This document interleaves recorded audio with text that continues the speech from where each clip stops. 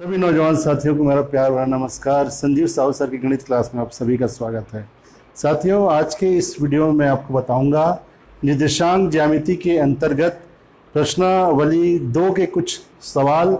और प्रश्नावली 2 जो है वो आधारित है निर्देशांक ज्यामिति के अंतर्गत दो बिंदुओं के बीच की दूरी हम कैसे ज्ञात करते हैं, इससे संबंधित यह जो है प्रश्नावली 2 है निर्देशांक ज्यामिति के अंतर्गत। और इसमें मैं कुछ सवाल यहाँ पर लिया हूँ, प्रश्न क्रमांक 1, प्रश्न क्रमांक 2 और प्रश्न क्रमांक 3। प्रश्न क्रमांक 1 और 2 और 3 ये तीनों प्रश्न जो है वो एक ही कॉन्सेप्ट पर आधारित है कि दो बिंदुओं के बीच की दूरी हम कैसे ज्ञात कर सकते हैं। अगर हमको दो बिंदुओं का निर्देशांक पता हो तो किस प्रकार से हम उन दोनों बिंदुओं के बीच की जो दूरी है वो ज्ञात करते हैं। तो आइए हम दो बिंदुओं के बीच की दूरी कैसे ज्ञात करते हैं, उसके लिए हम एक तरीका सीखते हैं कि दो बिंदुओं के बीच की दूरी को हम कैसे ज्ञात करेंगे। तो इसके लिए मैं ये एक निर्देशांक समतल ले लिया।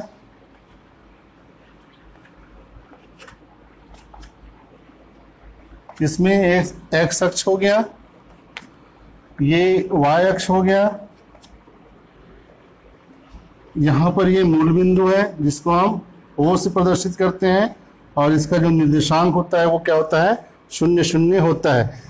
इस निर्देशांक समतल पर मान लीजिए कोई बिंदु है A, और इसका जो निर्देशांक है वो है x1 y1, और एक दूसरा बिंदु है बिंदु B जिसका निर्देशांक है x2 y2।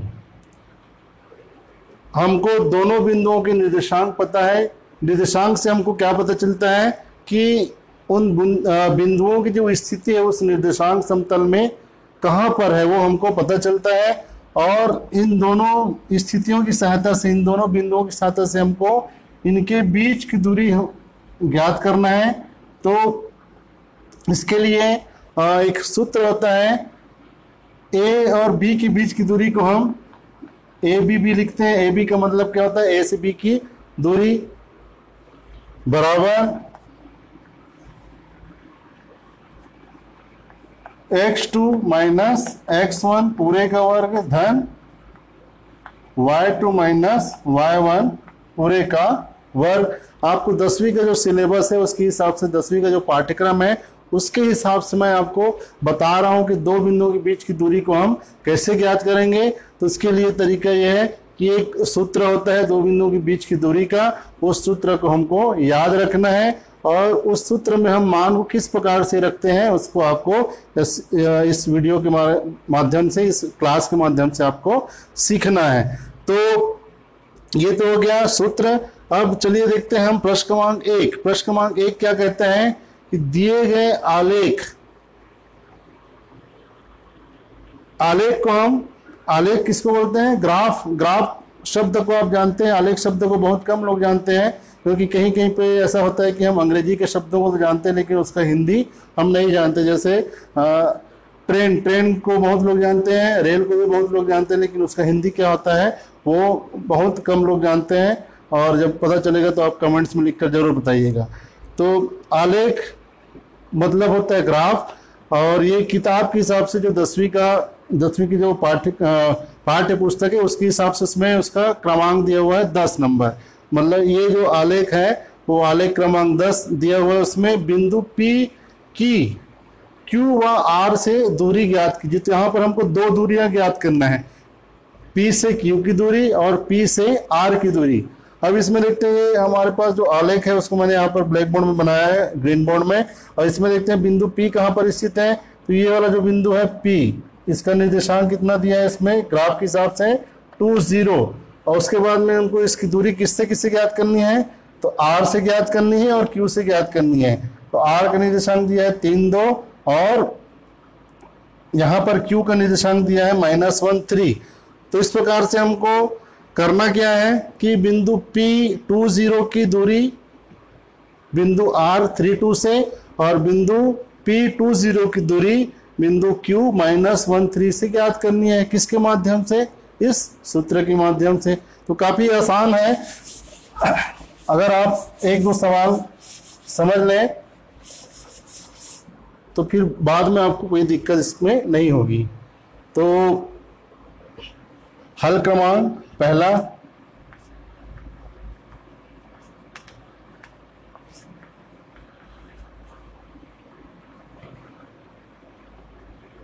बिंदु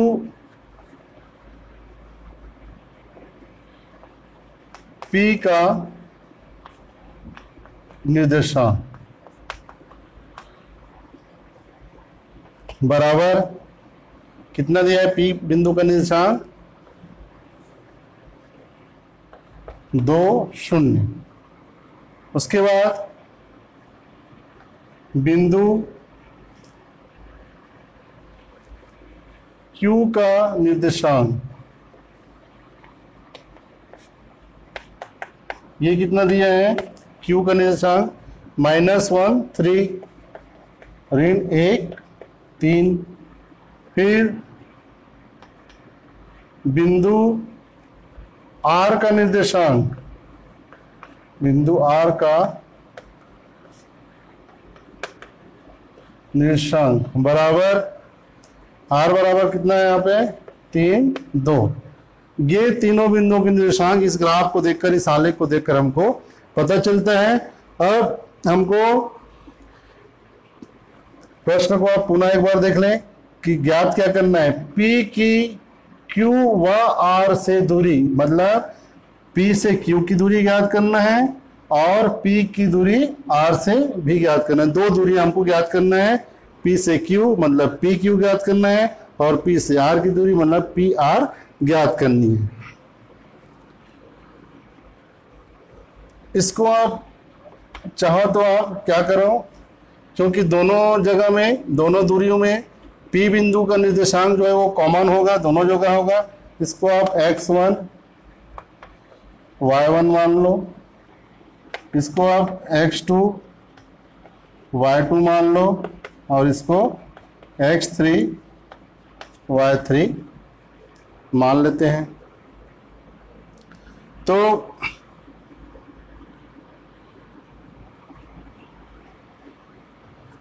बिंदु P की दूरी, बिंदु P की बिंदु Q से दूरी, इसको आप PQ भी लिख सकते हैं, बराबर हो जाएगा। यहां पर हमने जो माना है उसके हिसाब से x2 माइनस x1 पूरे का वर्ग धन y2 माइनस y1, ये सूत्र हो जाएगा। अब इस सूत्र में हम मान रखेंगे तो देखिए x2 की जगह में क्या है, यहाँ पर -1 है। बहुत सिंपल सा, अगर ध्यान से आप इसको समझेंगे, ये सूत्र हमने लिख दिया। अब इस सूत्र में बिंदुओं के निर्देशांक जो दिए गए हैं उसके हिसाब से मान रखेंगे। तो x2 की जगह में यहाँ क्या है? -1, तो -1 रख देंगे। फिर यहाँ माइनस है तो माइनस लिख देंगे। फिर x1 की जगह में यहाँ पर क्या है? अभी इन दोनों बिंदुओं को लेकर देखना है। अभी r की बात नहीं हो रही है, केवल p और q की बात हो रही है। तो x2 की जगह में क्या है? -1 रख दिए। फिर ये माइनस का चिन्ह है, यहाँ माइनस चिन्ह लिख दिए। x1 की जगह में क्या है? यहाँ पर 2 है, 2 लिख देंगे और ये पूरे का वर्ग धन, यहाँ धन का चिन्ह है, धन का चिन्ह लगा दिए। फिर ये कोष्टक y2 का मान कितना है देखते हैं। y2 बराबर कितना है? यहाँ पर 3 है, तो 3 हो जाएगा। फिर बीच में क्या है? ऋण चिन्ह है। फिर y1 की जगह में यहाँ क्या है? 0 है, तो ये 0 हो जाएगा और ये पूरे का वर्ग। अब इसको सरल कर लेना है। तो -1 -2 कितना होता है? -3 होता है, तो -3 का वर्ग हो जाएगा। बीच में धन का चिन्ह है, धन चिन्ह हो जाएगा। 3 में 0 घटाएंगे, 3 बचेगा, तो 3 का वर्ग हो जाएगा। ऋण 3 का वर्ग हम जानते हैं कितना होता है? धन 9 ही होता है। ऋण 3 का वर्ग करो चाहे धन 3 का वर्ग करो, उसका मान हमेशा धनात्मक ही होता है। फिर ये 3 का वर्ग कितना हो जाएगा? 9 हो जाएगा। 9 धन 9 बराबर 18। तो इस प्रकार से बिंदु P की बिंदु Q से दूरी कितनी हो जाएगी? वर्गमूल 18 इकाई। इकाई क्यों लिखते हैं? वो मीटर भी हो सकता है, सेंटीमीटर भी हो सकता है, किलोमीटर भी हो सकता है। ठीक उसी प्रकार से हम बिंदु P की दूरी बिंदु R से भी हम ज्ञात कर सकते हैं। तो अब इसमें चलिए करके देखते हैं।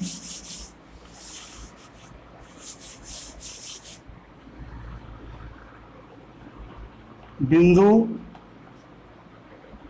P की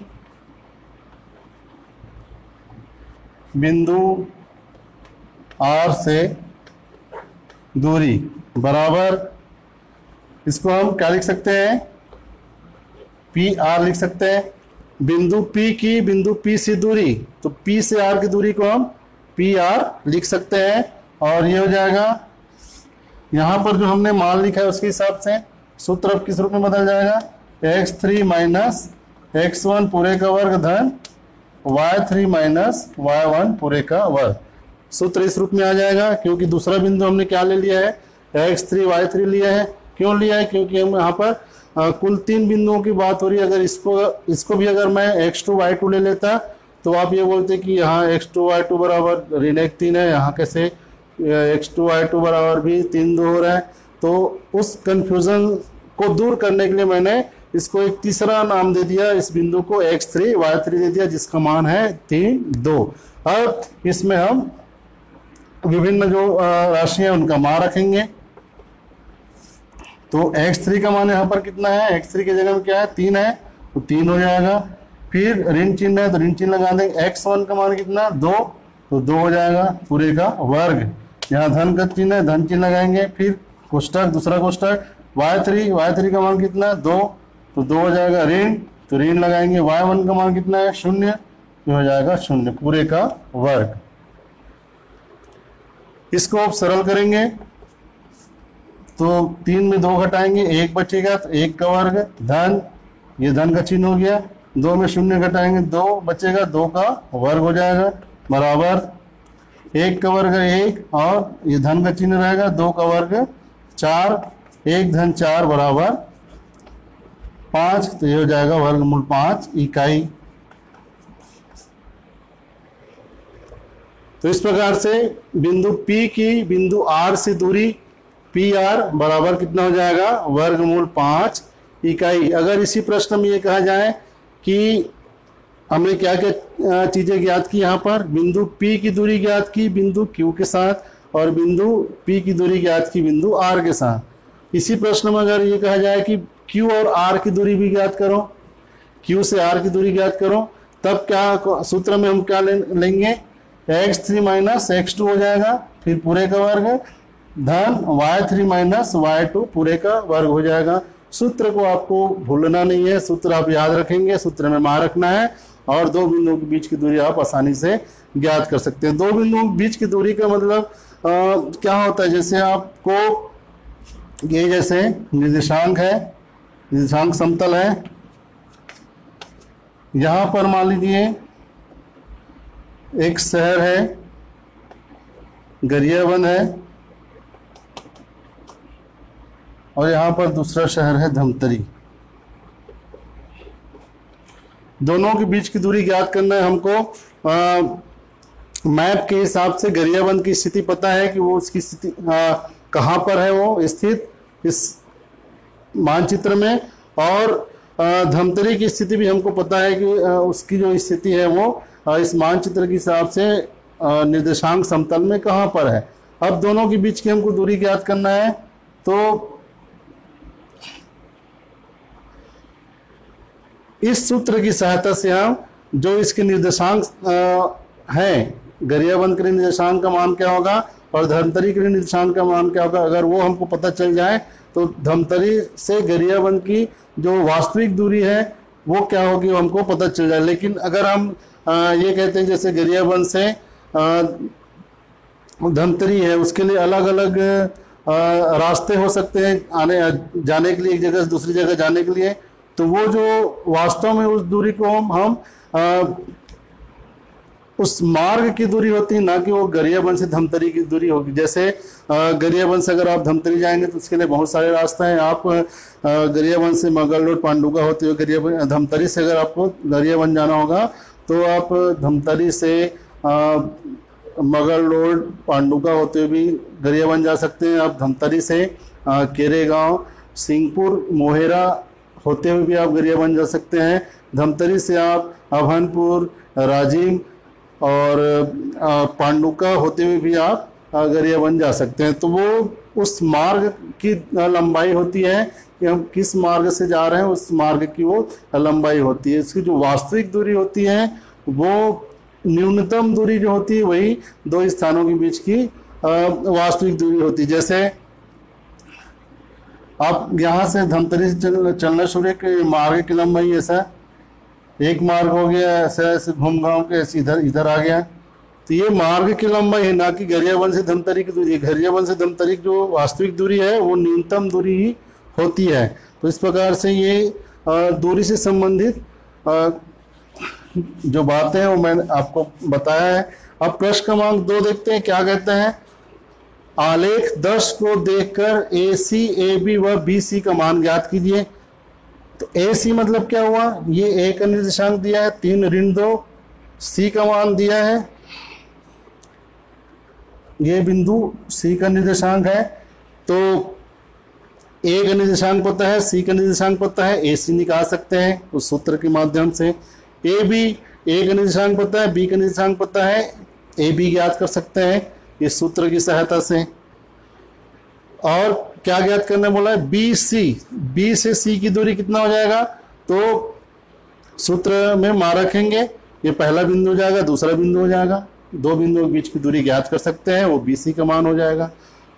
प्रश्न क्रमांक 3 क्या कहता है, बिंदु 3, 4 की मूल बिंदु से दूरी ज्ञात कीजिए। तो पहला बिंदु तो हमको पता चल गया 3, 4 है, दूसरा बिंदु क्या है, यहाँ पर इस सवाल में दूसरा बिंदु जो है वो मूल बिंदु है। तो पहला बिंदु इसमें अगर आप लेना चाहो तो A बराबर है 3, 4। प्रश्न क्रमांक 3 के लिए मैं आपको बता रहा हूँ, बिंदु 3, 4 की मूल बिंदु से दूरी कैसे ज्ञात करेंगे। तो इसमें पहला बिंदु 3, 4, दूसरा बिंदु आपको दिखाई नहीं दे रहा है, लेकिन दूसरा बिंदु के लिए क्या जानकारी यहाँ पर दी गई है, मूल बिंदु।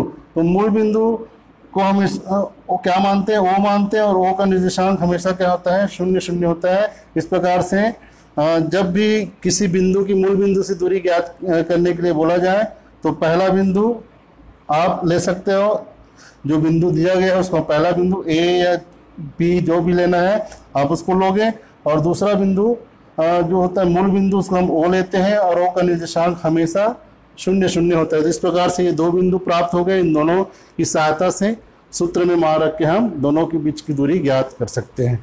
तो उम्मीद है इस वीडियो में जो आपको मैं बताने का प्रयास किया हूँ कि दो बिंदुओं के बीच की दूरी हम कैसे ज्ञात कर सकते हैं, वो आपको समझ में आया होगा। और ये तो सीधे सीधे सवाल हो गए कि दो बिंदुओं के बीच की दूरी हम कैसे ज्ञात करते हैं। तो प्रश्न क्रमांक 3, प्रश्न क्रमांक 2 और प्रश्न क्रमांक 3 ये सीधे सीधे सवाल हैं कि दो बिंदुओं के बीच की दूरी हम कैसे ज्ञात कर सकते हैं। और इसके आगे भी कुछ सवाल हैं, 4, 5, 6, 2-3 प्रश्न इसमें और हैं, वो आपको सीधे नहीं दिए गए हैं। कुछ उसमें थोड़े से घुमावदार तरीके से प्रश्न को पूछा गया है, लेकिन बात को अगर आप समझेंगे तो उसमें भी कोई दिक्कत नहीं होगी। और इसके आगे की वीडियो में आपको बताऊंगा इस प्रश्नावली के आगे के सवाल। Thank you.